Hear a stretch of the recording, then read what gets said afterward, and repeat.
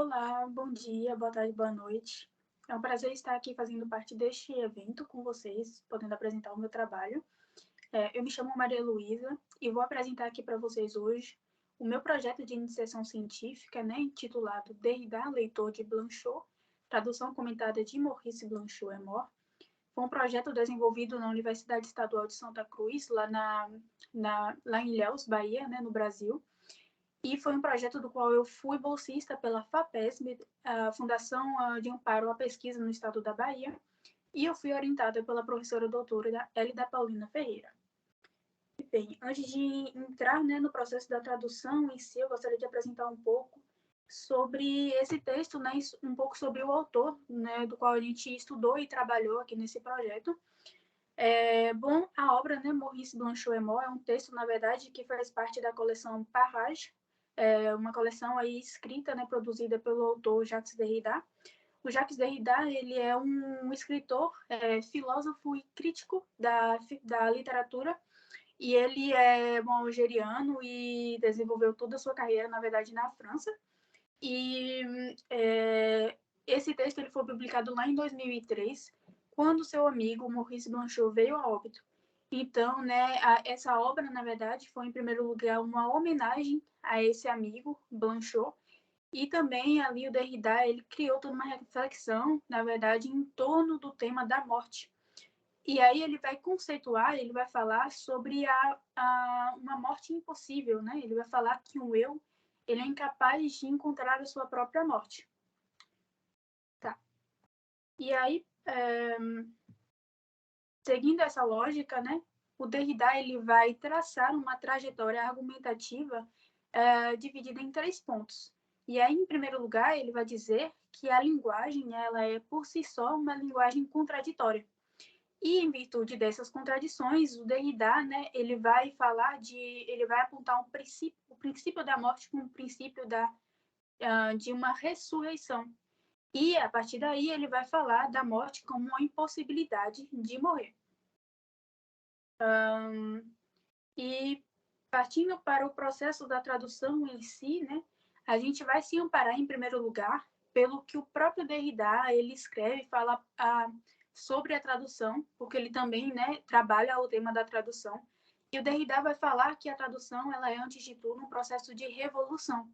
Então, a tradução não se trata, nem na verdade nunca se tratou, de alguma espécie de transporte de uma língua a outra, pois a tradução ela não carrega os mesmos significados da língua de partida para a língua de chegada, porque, na verdade, ela nem se propõe a isso. Como ele fala, a tradução ela vai revolucionar os sentidos, Então, ela vai transformar esses significados na língua de chegada, no nosso caso, do francês para o português. Então, a gente tem aí, em primeiro lugar, o que constitui e justifica a nossa base tradutória, e aí, em seguida, a gente vai falar um pouco sobre o nosso modelo de tradução. Existem vários modelos de tradução, na verdade, dentre os quais a gente escolheu adotar o modelo de tradução comentada. E a tradução comentada, como o próprio nome indica, é uma tradução acompanhada de comentários do tradutor. E no nosso caso, a gente escolheu fazer esses comentários em forma de notas do tradutor. Essas notas elas vão aparecer ali no rodapé de cada página, depois da tradução. E aí o escritor Sardin ele vai falar, que a tradução, as notas de tradução são um jogo de escrituras de regras nunca estabelecidas, sempre negociáveis e polêmicas em sua essência, porque numa tradução nem sempre o sentido ele vai estar dado no texto. Portanto, cabe ao tradutor e as notas do tradução, na verdade, de preencherem esse sentido no texto traduzido, Então, as notas da tradução, elas vão ter a função de dar esse sentido, de negociar e de preencher certos hiatos presentes no texto traduzido. E aí, na prática, na nossa tradução, essas notas elas vão dar conta primeiro, de conceitos e argumentos, tanto do texto do Blanchot quanto do de Derrida, porque, na verdade, o Derrida ele vai se apropriar de muitas obras do Blanchot, porque o Blanchot ele também é um escritor, também é um filósofo crítico literário, e ele vai se apropriar de textos do Blanchot e vai utilizar diversas e longas citações na sua obra. Então, as notas elas vão servir ali para nos dar uma base, nos amparar na busca do sentido desses textos. E aí, em segundo lugar, essas notas vão nos servir para tratar dos jogos de linguagem e das especificidades da escrita do Blanchot e da escrita de Derrida. Porque ali, na verdade, no texto de Derrida, principalmente, o Derrida ele se coloca como um escritor que não tem uma linguagem, que não tem uma escrita óbvia. Pois, como ele fala, né, a linguagem ela é, por si só, contraditória. Então, os textos do Derrida eles são de difícil compreensão, assim como também os textos do Blanchot.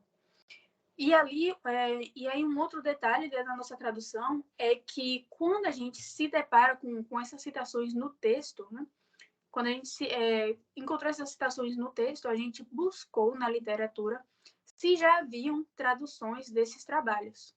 Quando já haviam essas traduções, a gente então utilizou essas traduções, né, e incluiu na nossa tradução, né? Ou seja, a gente incluiu as traduções das citações na nossa tradução. Não havendo a tradução, nós mesmas traduzimos, então, essas citações na obra do Derrida também. E aí a gente vai falar um pouco dos nossos objetivos, né? O nosso objetivo geral foi, então, de elaborar uma tradução comentada do texto Maurice Blanchot et Mort, demonstrando pelas notas e comentários os principais desafios conceituais e linguísticos, né, nessa tarefa. Os nossos objetivos específicos foram realizar um estudo crítico do texto Maurice Blanchot et Mort, refletir sobre o estudo de Jacques Derrida sobre o conceito de desconstrução, também mobilizar conhecimentos teóricos sobre a tradução a partir do trabalho prático com as línguas e daí ampliar a discussão na área de tradução do francês para o português e, por último, refletir, né, sobre as dificuldades de tradução do francês para o português no texto de Derrida e sobre o papel das notas em que nós utilizamos.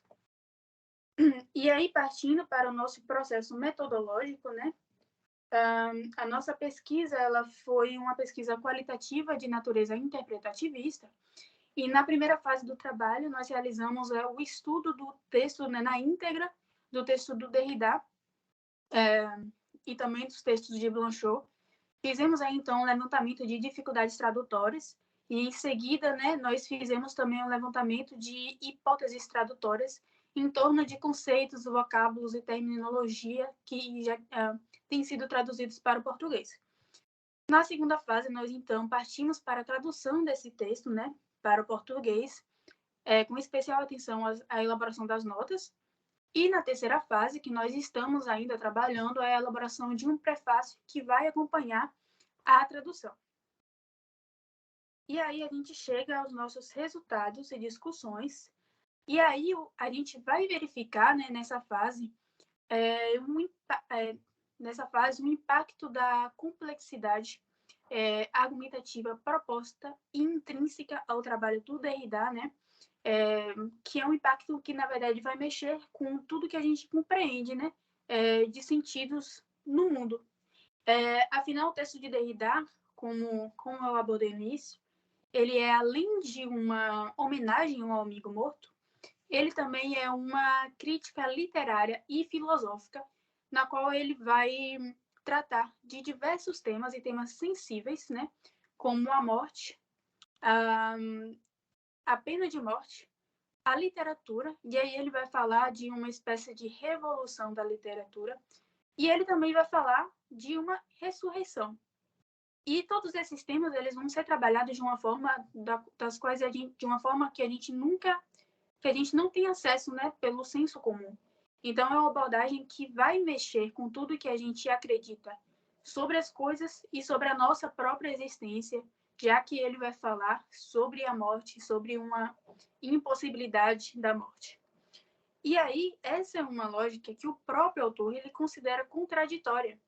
Então, a gente tem que o desafio da tradução, na verdade, ela começa na compreensão desse texto no francês, porque a gente se depara com a complexidade de um texto que não é a nossa língua natural e que a gente precisa entender, que a gente precisa decifrar a linguagem que ele está utilizando, os conceitos que ele está utilizando, para aí depois tentar traduzir esses sentidos para a língua de partida.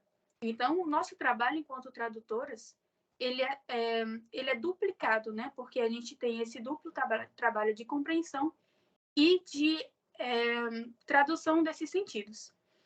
E daí, dentro disso, a gente percebe que Derrida usa dessa contraditoriedade para disseminar as possibilidades de sentido contidas nesse texto. E aí a gente vai perceber isso diante de alguns elementos, como, por exemplo, o jogo de palavras que o Derrida faz, notadamente com as palavras pas, tentation, fantasma e fantôme, e também quando o Derrida cita os textos de Blanchot no seu trabalho, né, obrigando a gente a se debruçar sobre os textos do próprio Blanchot, né, obrigando a gente a ler e estudar na íntegra esses textos para compreender Blanchot e daí para compreender o Derrida, e também quando ele usa a sua argumentação para tratar da possibilidade impossível da morte, né, da impossibilidade de um eu de alcançar a sua própria morte. E aí ele vai contrariar a oposição vida-morte.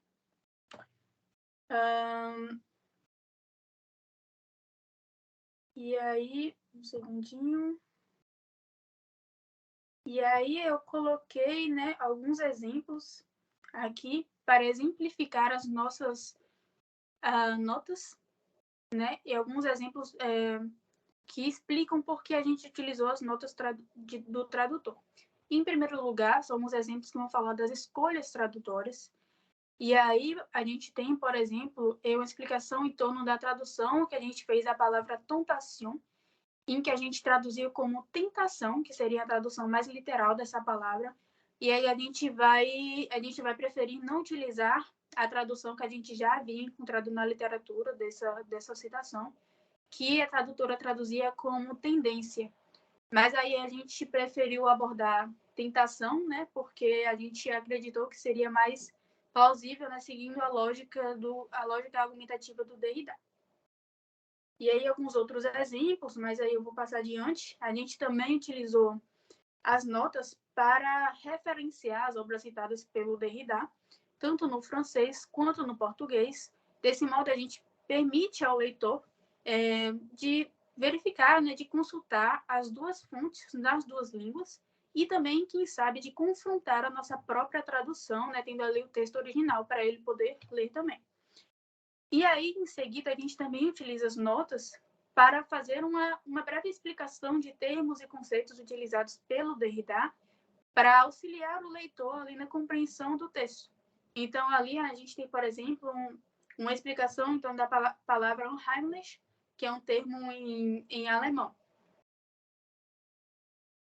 E aí, por fim, né, a gente conclui com esse trabalho que por meio da tradução comentada, a gente teve como evidência que o papel da tradução não é de uma transposição literal de sentidos, e aí cabe ao tradutor lidar com todos os deslizamentos da língua e da escrita do autor em nome de uma reconciliação possível e impossível em uma língua diferente de chegada.